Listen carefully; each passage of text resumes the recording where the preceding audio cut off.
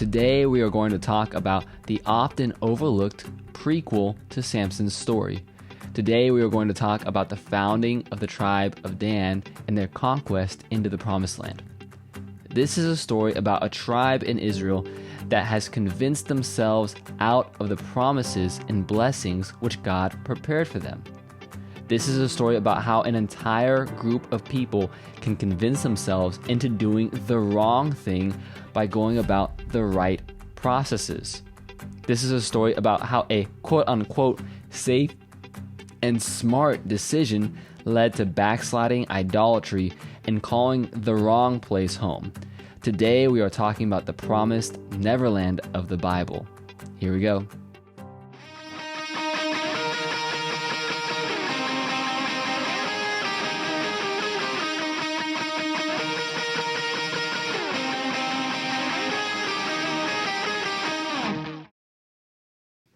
So, it would be nice to do a quick review of Samson.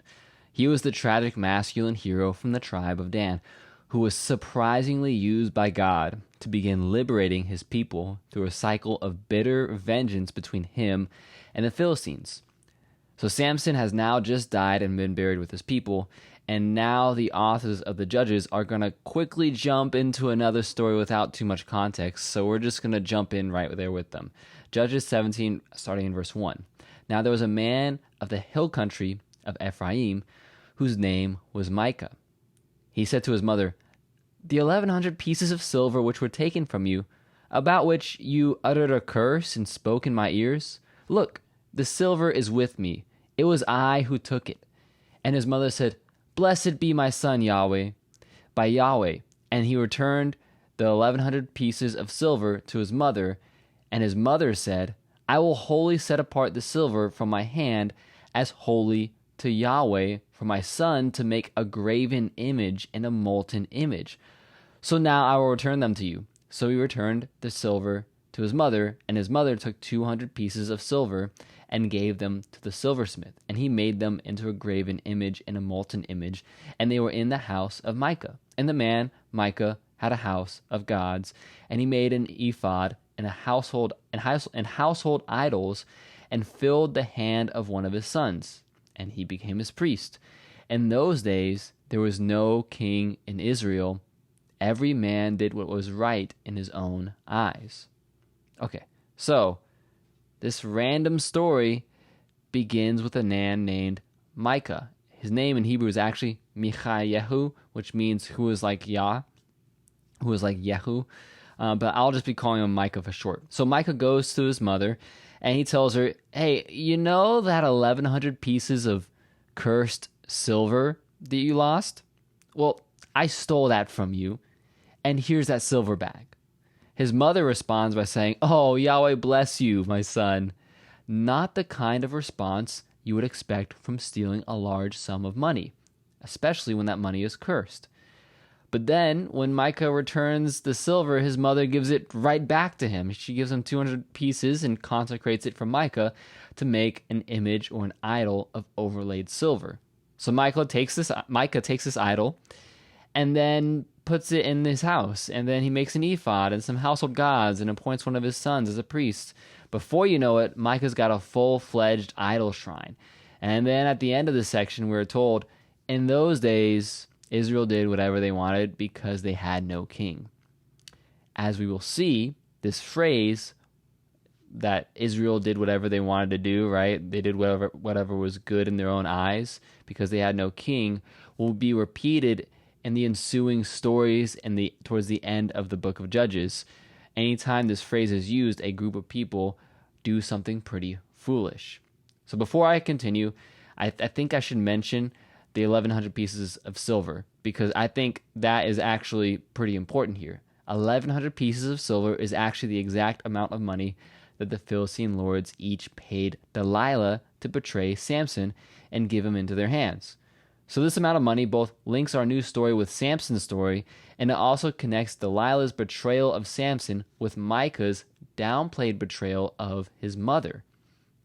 To put it another way, Delilah betrayed her lover for 1,100 pieces of silver. Now Micah shows up and tells his mom that he stole, what would you know it, 1,100 pieces of cursed silver. So even though Micah and his mom seem pretty upbeat here, they're like, oh, Yahweh, she's like, Yahweh bless you. Let's make some idols out of this, right?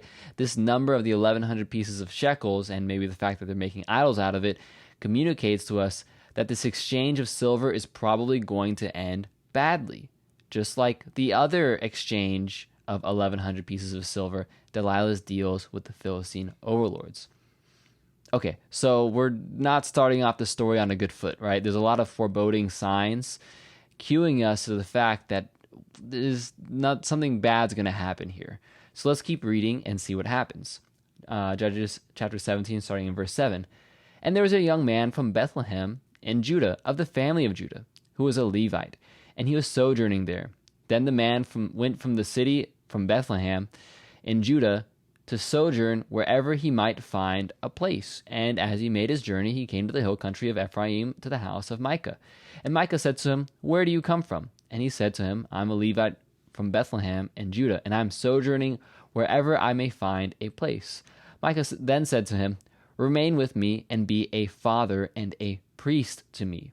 I will give you 10 pieces of silver a year, a suit of clothes, and your sustenance. So the Levite went in.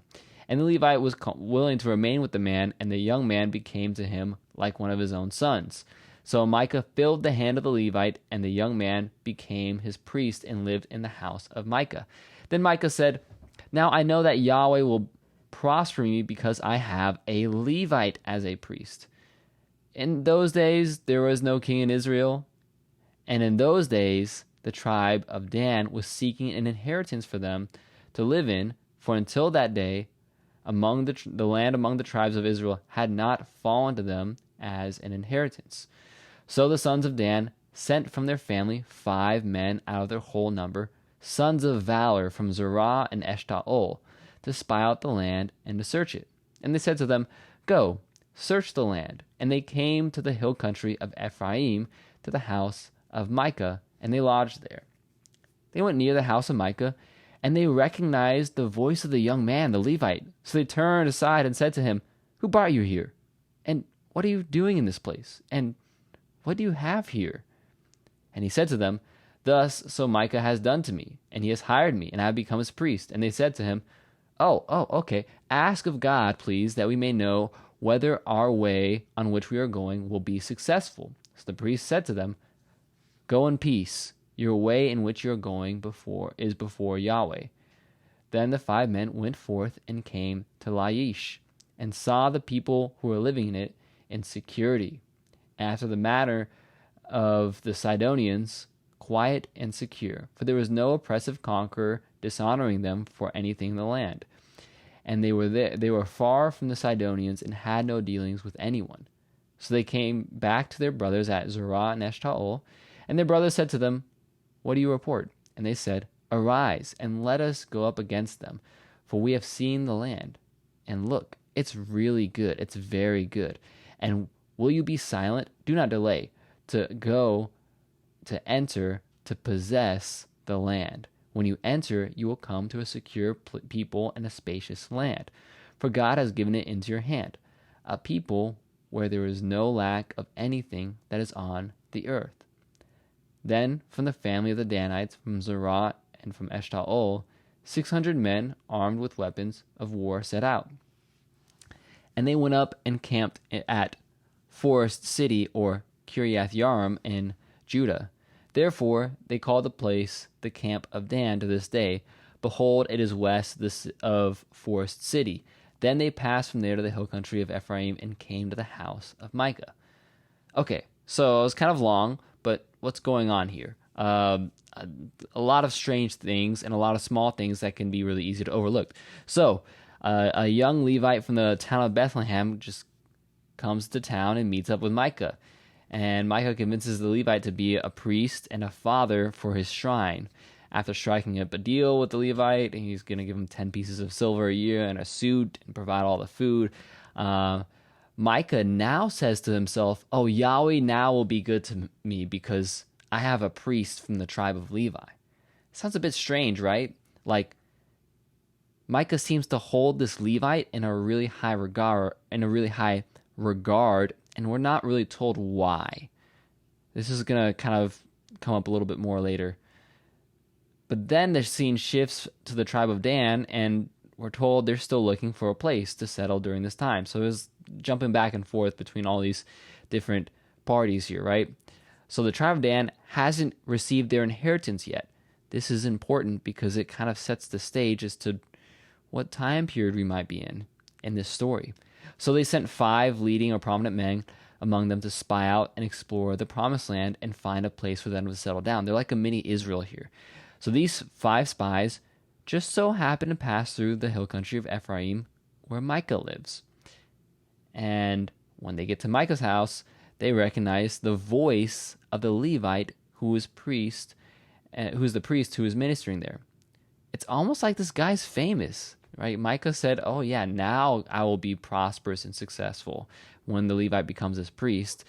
And now these guys from the tribe of Dan seem like they know the voice of this Levite, like they've met him before, they've heard him talk before. Tuck this away because it'll become a little bit more clear later on in the story. So the spies ask him, who brought you here? And what are you doing in this place? And why on earth are you here, right? The Levite then tells them that he struck a deal with Micah. So they're like, okay, why don't you inquire to God for us about our trip? Because they are, after all, spying out the land, trying to find a place to settle down. The Levite tells them that Yahweh will make this trip successful, and they go on their merry way. So the Danites, they find this city called Laish, which means lion in Hebrew. This is like a city full of Sidonian-like people, but it's a long way from any other Sidonians, and it's really far away from the coast. In fact, this city is really far away from the actual place of inheritance that Yahweh gave to the tribe of Dan, which, by the way, is supposed to be around the region of Zerah and Eshtaol. That's actually really important.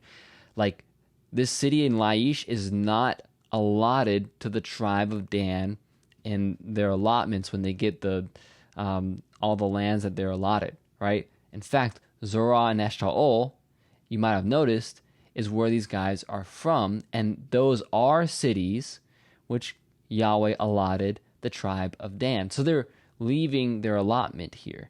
Zerah and Eshtaol also like way further south in Israel. If those names kind of still sound familiar, it's because Samson's family is also from Zerah and Eshtaol.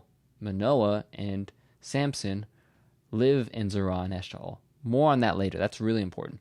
Let's get back to the story. So these spies see that the people in Laish are like living safely, they're secure, they're prosperous, but most importantly, they're really far away from any reinforcements. These spies come back to their tribe and give them a report in a scene that feels a little similar to me to when the 12 spies give all of Israel their report of the promised land in Numbers 13, right? Like, these guys are like spying out the land. They're telling, just like when Israel sent the spies to spy out the land in Numbers 13, that didn't end very well either, but it was an opposite report there. The spies from Dan here tell their tribe that the land is really good. They shouldn't hesitate to take it over, that the people are living in a secure and a spacious land, and that the land lacks nothing whatsoever. Now, back in Numbers, Joshua and Caleb simply tell the Israelites, we should by all means go up and take possession of it, that is the land, for we are surely able to overcome it. But here, it almost feels like the 5 spies are hyping it up. They're hyping up the land instead of being full of fortified cities and giants. They say that the people are secure, the land is spacious, they have a lot of room to move around. But after that, it's only a report about how good the land is. So it's kind of similar to the report of the 12 spies in Numbers 13. It's also curiously different in that this city that is spied out is more for its abundance and ease of conquering and less for its valiant giant warriors. It is like the land has all the benefits of the land of Canaan without any of the difficulty fighting for it. It's like all the good of the reports from Joshua and Caleb and the 2 spies later on in the book of Joshua, but none of the bad reports that the 12 spies gave to the Israelites in Numbers 13. You could say this report is almost a little too good to be true. So, needless to say, the tribe of Dan is convinced by the report. So they take 600 men armed for war, and they go to a place called Kiriath Yarim, which I've translated here as forest city, because that's what Kiriath Yarim means in Hebrew, and they camp right behind that city. Okay, so now they're on their way to Laish, and these 600 men pass by, you guessed it, Micah's house again. That's where we're gonna continue our story. So Judges 18, verse 14.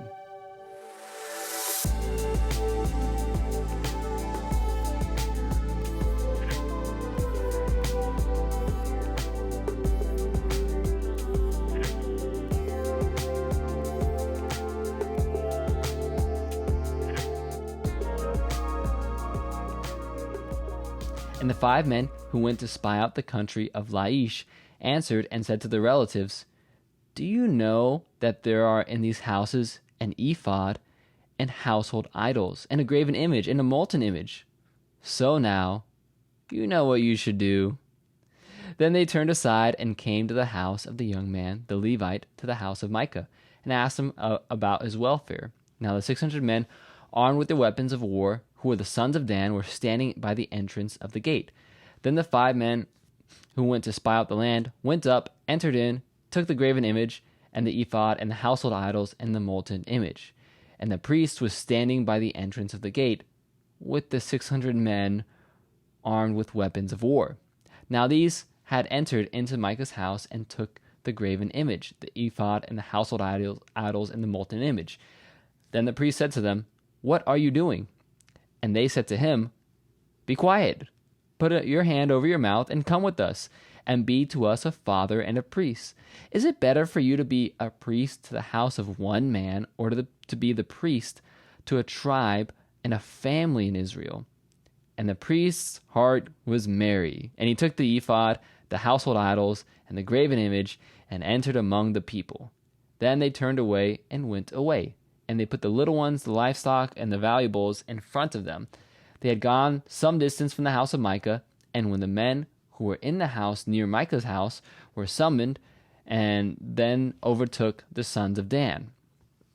And they called out to the sons of Dan, who turned their faces and said to Micah, "What is the matter with you that you were summoned together?" And he said, "You have taken away my gods, which I made, and the priests which have gone away.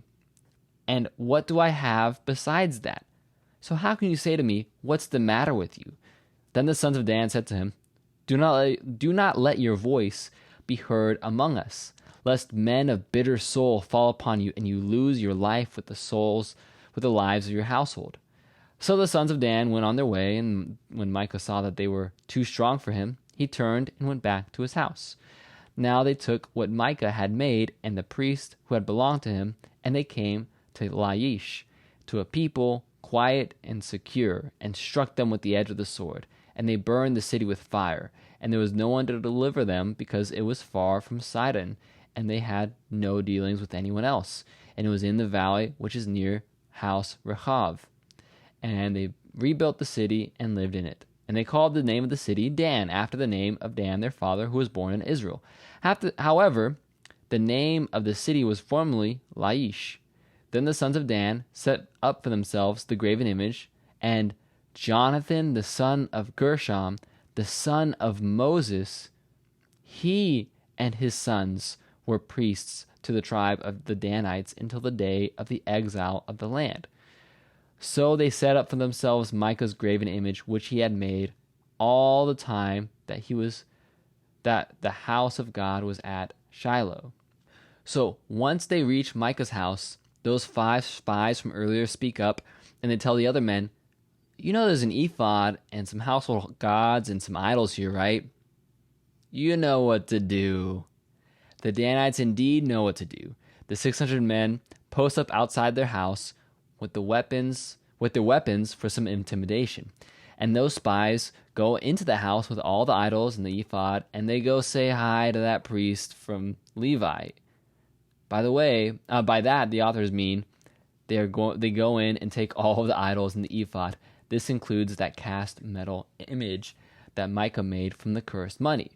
So now, this priest sees these spies again, but this time they're robbing him blind. Last time they had a good interaction, but this time they got 600 men with weapons outside his door and they're robbing the man blind. So he naturally asks, "What are you doing, guys?" They tell him to be quiet, say nothing, and then they offer him a job. They offer him to be their priest. After all, it would be better to be the priest for a whole tribe than just to be the priest of one man. Pretty convincing, right? The priest is convinced. The 600 men probably also helped persuade him with their weapons. And we're told that the priest's heart was merry, and he took all the idols, the ephod, and the cursed graven image, and he went with the Danites. So Micah, he not too shortly after this realizes what is happening, takes some men from the settlement around him, and chases down these 600 Danite men. But once he catches up with them, the Danites ask Micah why he's chasing them down, as if they don't know that it's because he's robbed them blind and stole his priest. When he responds with the obvious answer, they threaten to essentially kill Micah and his men because, Micah's outgunned and outnumbered here. Micah is forced to let it go, and the Danites go, and they conquer the land that they spied out. They burn down the city, they rebuild it and settle it, and they call it the city of Dan. All is well that ends well, right? That should be the end of the story. Oh, and the authors also, they mention, who this Levite guy is. His name is Jonathan. He's the son of a guy named Gershon, also a guy named Moses. You might have heard of him. That is the mic drop moment. That's the big reveal and the plot twist in this story. This wandering Levite who is bouncing around from idol shrine to idol shrine is actually Moses' grandson. Now, if this Levite really is the grandson of Moses, that would mean that this story would have to have taken place at the beginning of the time period of the Judges, if not in the end of the book of Joshua, maybe even towards the middle or the beginning of the book of Joshua. Indeed, I believe that this story is actually a flashback to the conquest of the Promised Land and not a continuation temporally of the story of Samson. This is why this name drop is such a big deal, in my opinion, because you realize at the end of the story a few things. First of all, this story is not about what the tribe of Dan did after Samson's death. It's not about the tribe of Dan being pushed out of their inheritance after their sheriff Samson dies. Rather, this story is a prequel. It's a flashback and an explanation of Samson's story. If you remember, I noted earlier that these Danites are from Zorah and Eshtaol, two of the cities that God allots to the tribe of Dan in the book of Joshua. Samson's parents and Samson himself are from Zorah. However, if this story happens before Samson's lifetime, like many generations before he lived, that would mean that Manoah's family is one of the only families still living in the territory which God gave to the tribe of Dan when the angel arrives to him and he eventually his wife gives birth to Samson. He is like a remnant of the tribe of Dan who refuses to leave the land that God promised to give him. However, Manoah's family is also a minority in his own tribe. That would be because many generations of the Danites have been living in Laish and what they believe to be their inheritance, but which is actually not at all a place which God had given them. This has huge implications. This would be telling us that essentially the tribe of Dan did not live in the place which God allotted them, or rather that they convinced themselves to be allowed to be pushed out of their true promised land. And then throughout this story, they are portrayed as going through their own little mini conquest of their fake promised land. They send out 5 spies to spy out a new land. They use language that is really kind of similar to the language used of the conquest under Joshua. They even run into a Levite from the line of Moses who agrees to be their priest. The story also additionally is said to be when the tribe of Dan was looking for an inheritance, right? So that also cues you into the fact that this was probably during the time of the conquest of the land of Canaan. They have the familial authority, a priest from from the tribe of Levi and from the line of Moses, who approves of their conquest. They have a land that they spied out, which looks good to them, and which they are successful in conquering. But this is not the land which God has allotted to them. Quite the opposite. They were already living in their real promised land before they took Laish. They were living in Zorah and Eshtaol, in the cities that God had allotted their tribe. But it seems that not only did they convince themselves that this was not the promised land for them, they also in the process steal some idols and that are made from a like cursed silver, and they essentially bribe a grandson of Moses to be their priest. There's one more piece of background info here that I should probably also share with you to make this picture a little more complete. And that is in Joshua chapter 19. This is the passage which is about the allotment of the tribe of Dan's inheritance. So this is where we learn about the inheritance that Dan was given in the promised land. And we're given a little detail in verse 47 that's kind of important. This is what it says. When the territory of the Danites was lost to them, they went up and attacked Leshem, took it, put it to the sword, and occupied it. They settled Leshem and named it Dan after their ancestors. So it seems like they swapped out the name here from Leshem to Laish, but either way, this is also a city that they settled, that they conquered, and that they named after Dan, their ancestors, which is what they do to Laish here. So in Joshua's side of the story, the territory of the tribe of Dan was also lost to them, and somehow they lost their inheritance, right? Notice the language, right? Like it says that the territory was lost to them. That they didn't it almost implies that the territory wasn't their fault, right? They lost it. Oh man. Instead of they were not able to conquer it. Now, how did this happen? How did they lose their inheritance? Because in this story in the book of Judges, we are told that in those days the tribe of the Danites was seeking an inheritance for themselves to live in, for until that day an inheritance had not fallen to them as a possession among the tribes of Israel. So on one account they lost their inheritance, and another account they weren't able to find their inheritance. This story simply tells us that the tribe of Dan was seeking an inheritance because they didn't have a plot of land for them to take hold of. Interestingly, in the same verse, right before these words, I didn't include this in my quote, it does say, in those days there was no king in Israel. So that, this quote should say, in those days there was no king in Israel, and in those days the tribe of Dan was seeking an inheritance for themselves to live in. This phrase, in those days there was no king in Israel, is a phrase that, as we will see in the following stories, indicates the chaotic and foolish culture that abounded in Israel during the time of the Judges. Okay, what's the takeaway from all of this? Well, it seems to me that what really happened was the tribe of Dan lost the inheritance that God gave to them, and then when they were driven out, instead of fighting to get it back, they went and looked for another land. They took their initial failure as God telling them that they should find another easier way to conquer, or easier place to conquer, In the process, they were actually running away from the battle that God actually wanted them to fight, and it may have been because it was too difficult. This entire story is made to look like the tribe of Dan is doing the right thing, with sprinkles of ominous details that seem very foreboding peppered throughout the narrative.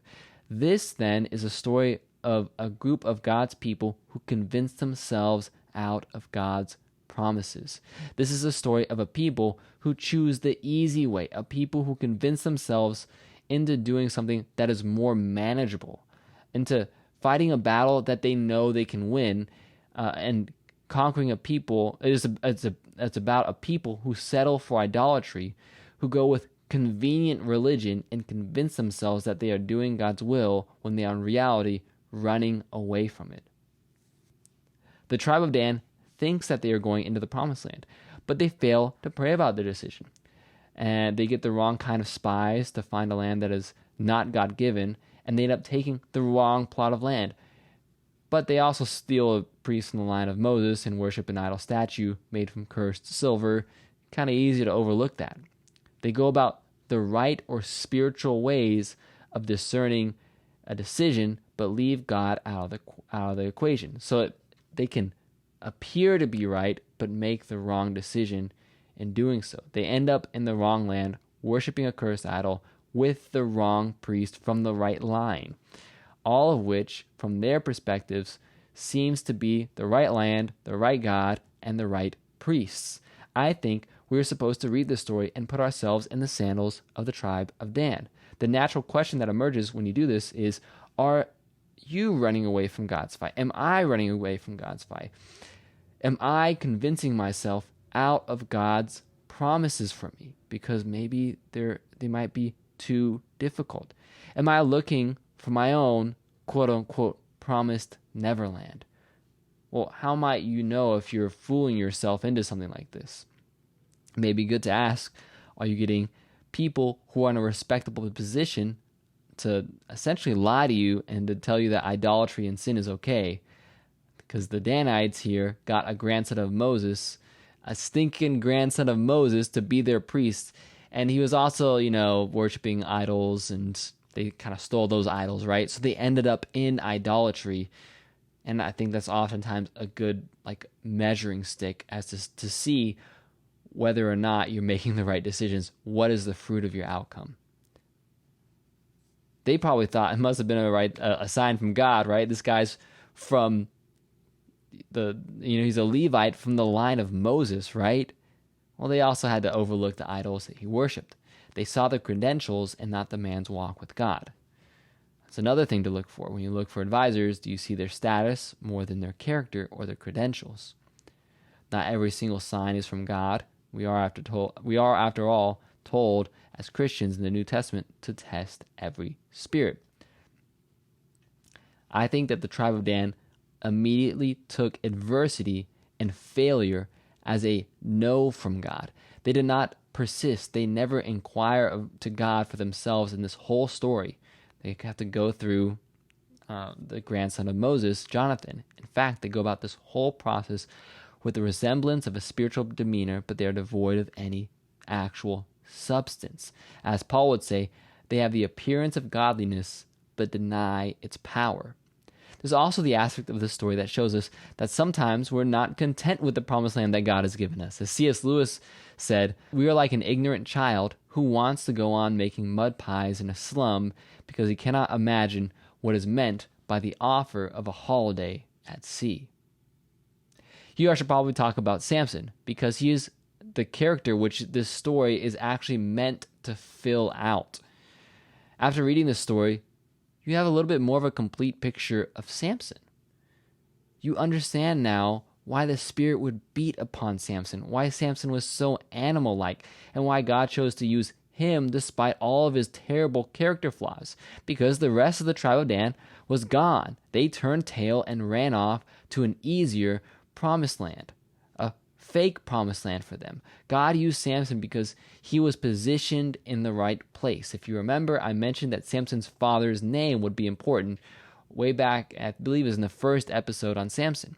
Samson's father is named Manoah, and remember, Manoah essentially is the same name as Noah, but when Manoah means resting place, whereas Noah means something like rest. Noah was the only man in all humanity that found favor with Yahweh. He was a faithful remnant living amongst a world on fire. But here, Manoah is like a second Noah. He's living amongst a group of oppressive Philistines, and he gives birth to a son, or his wife gives birth to a son, who would set fire to the oppressors. It's also fitting that Manoah's name means resting place, because it feels like he's the only person in the whole tribe of Dan who is actually living in the allotted resting place for their tribe. He's the only one who's actually in the resting place that God appointed for the tribe of Dan. So back to Samson. He is animalistic partly because he completes a thematic downward spiral of the Israelites and their leaders, right? That's part of the reason. He's the last, the 12th and final judge. but also partly because God's Spirit is so zealous for Dan to fight this battle. He so desires his people to obtain the promises that he has in store for them that he beats within Samson and flashes with zealous fire. He burns and consumes and beats and breaks because Yahweh's Spirit is chomping at the bits for his people to inherit his promises. This also explains the angel's words to Samson's mother that Samson would only begin to deliver his people from the Philistines. Why would Samson only begin to deliver his people? Well, partly because the rest of Dan is nowhere to be found. God can't deliver a people that has deserted him. This story about the tribe of Dan is supposed to shed surprising new light on Samson's story. It tells us that where you position yourself matters. Where you place yourself is important. It may even decide if God chooses to use you or not. Where you position yourself matters, and the battles you fight matter. I say that because I believe that Samson's raw religion is better than the Danites' appearance of religion. Untamed zeal for the Lord may be better than tamed, dead religion. Both are bad, but at the very least, God chooses to use Samson because he has set aside his life for an extraordinary vow to God. Now that is the prequel to Samson's story. I believe that the message of this story is to be careful not to settle with an easier promised land, an easier goal, or an easier vow. It is a warning for those of us that might be running away from our divine callings and simultaneously running toward a life that you know deep down inside is too safe and too easy. That is the story of the tribe of Dan and of Samson. I believe that it is a call to re-examine your goals, to take a look at where you are positioning yourself in life, because it may just be that you're convincing yourself out of God's plans and into your own false, promised Neverland. Thanks for listening, guys. I'll see y'all next time.